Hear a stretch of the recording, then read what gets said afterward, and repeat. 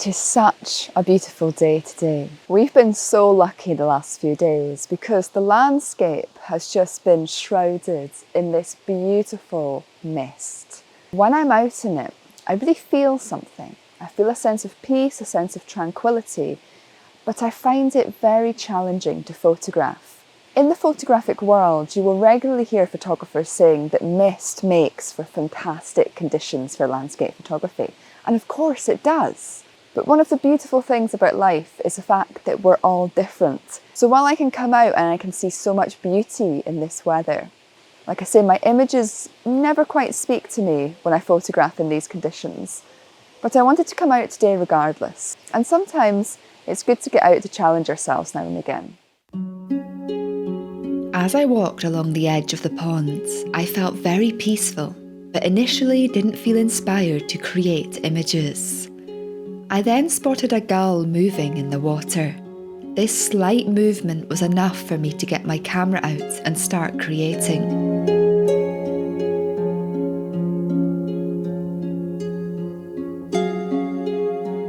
I felt the lone bird added some character to the image, but when a second gull appeared, the photographs really began to come to life.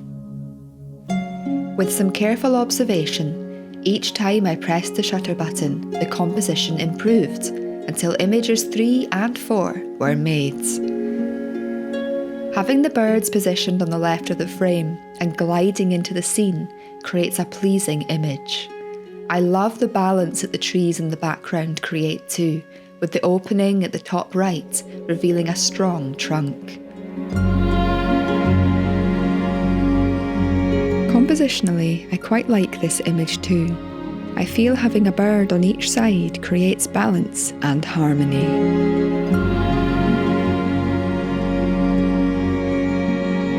This collection of images is a wonderful depiction of how mindfulness can enhance our photographs, showcasing how our images come to life the more we observe a scene and connect with our subjects.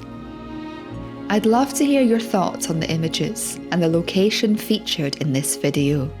If you'd have been here with me this morning, what would you have photographed and why? Let me know in the comments below. Owning a camera can enable us to connect with the world more deeply, express ourselves and explore our interests. As we're all unique, how we access and approach photography will vary. I feel this is something to celebrate and honour. With this in mind, I have some thoughts to share about how you can access and express yourself through photography in a way that best suits you. Something that's really important to me is making photography accessible. And this could be with regards to talking about what equipment would best suit a person based on their means and abilities, choosing locations that's accessible to somebody, and also helping people to uncover what subjects would best suit them and their ability and their style. But something I feel comes under this remit is really honouring people's personal interests and personal preferences with regards to subjects, locations, times of day, conditions. I began my photography journey as a landscape photographer, and I was inspired to take up photography by photographing sunsets. And of course, in the landscape photography world, people speak a lot about sunrise and sunsets being the optimum times of day. And of course those times of day are fantastic. They're the times of day that you're most likely to get interesting light and interesting colour, and where you're more likely to get unique and atmospheric images. There's no denying that. And it's also spoken about a lot in the photography world that changeable weather, such as stormy weather where there's a likelihood of rainbows, or days like today that's misty, also make for fantastic photographs. But one thing that's often not spoken about is how these conditions make the photographer feel. With me and my work, I love contrast, I love colour, I love vibrancy. When I look at my favourite images that I've ever created, so some of the macro photographs I've been doing recently where there's a lot of those elements in them, or when I look back to earlier on in my photographic journey where I was photographing very vibrant sunsets and sunrises with all that contrast, they speak to me so deeply. And while I can come out on days like today, which is no denying it's atmospheric, it's interesting, I can see why mist is enjoyable conditions for many people. But for me, they don't speak to me. I see beauty in them, I can honour them, I can enjoy these conditions. But when I photograph in these conditions, the images don't speak to me.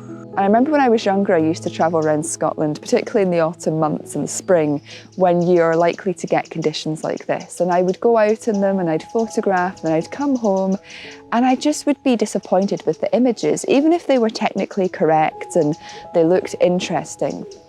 There was a huge element missing for me. And I only realised recently what that element was. And it was the fact that these images, these misty atmospheric images, were not speaking to my soul. And something that's really important to me in my work now is helping people to uncover what speaks to them, what lights them up, what ignites their passion, and what speaks to their soul. Because if we go around and merely create images based on the things we've been taught, so going out in the conditions that we've been taught make good photographs. Of course, if we go out in those conditions and we have a great time and the images really speak to us, wonderful, keep doing it. But if you notice that there's certain conditions you go out in that you've been taught or told make good photographs, and you just feel flat, your images aren't speaking to you, yes, it could be argued in those situations, maybe there's something technical that needs to be worked on. But I personally believe that often in these situations, it's because we're photographing things that don't truly speak to us as an individual. And the thing about life is we're forever growing and evolving. You know, in a few years' time, I could come out in misty conditions and absolutely love the photographs I create because I'm in a different phase of my life. But one thing I have noticed from day one is it is more of these colour and vibrancy that speak to me in my images. So I would anticipate that that's probably what's going to keep speaking to me as time goes on. But you may be somebody who gets so much joy from photographing mist, and when you come home and look at your images, they speak to you on such a deep level. Because to you as an individual, that is your language as a photographer. There are many situations where the conditions that light us up are not present though. On the day of filming this video, for instance, there was no vibrancy, deep contrast or bright colours for me to infuse my true essence into my images. Photography is, however, a creative art form, if we wish to view it this way, and while the conditions that light me up were not present, one thing I could do was inject some of these elements into my images in the editing process. On the screen you can see my raw images, and how I added some contrast, vibrancy and the colour blue to create the edited images you saw at the start of the video. These edited images depict how I saw the scene in my mind. Using the editing software, I could inject my essence into the images, which I would otherwise have discarded. I wanted to show these to give you a suggestion of how you can create images in situations that don't light you up. While our favourite images will always come from the conditions we enjoy most, every day, location and subject offers us many opportunities to explore. When we open ourselves up to this exploration, we will always learn something new. With this in mind, we will discover that there's always more than one way to achieve an outcome. As a photographer, if your images are not speaking to your soul, go out there in different conditions, different locations, photograph different subjects until you're taking images that you not only really enjoy photographing in the field, but when you get home and look at your images, they really speak to you. And you will find the more that you consciously begin to think about this, the more you'll uncover what your unique voice is as a photographer right now, in this present moment. So who are you right now? What conditions, what subjects, what locations light you up? And invest time in exploring that, because it will massively pay off in your photographs. And that doesn't mean that you don't go out in conditions like I am today that don't speak to me on a deep level, because it's still nice to explore these things and to get out into nature and feel the benefits of that. But when it comes to your photographs, if you want to create images that really speak to you, you've first got to get yourself into the location, photographing the subjects, and into the conditions that really speak to you. And to me, this plays in with making photography accessible, because it's about you uncovering your uniqueness. And if we can all uncover our uniqueness as photographers, we'll enjoy the process so much more. And people who maybe don't have the interest in the stereotypical places, the conditions, and they just want to go out and photograph in the midday sun, they can come and enjoy photography because they're not limited. And if we remove these limitations, we can achieve so much more. If you've enjoyed this video and would like to connect with me further, you can head over to photographicconnections.com to see many of the events and offerings that I have upcoming, including in-person immersive photography weekends in Scotland and personalised one-to-one online mentoring. And my first book, From Shooting to Creating, How Changing Your Language Can Transform Your Photography, is about to go on general sale too. Thank you for watching. I wish you a very blessed and creative week.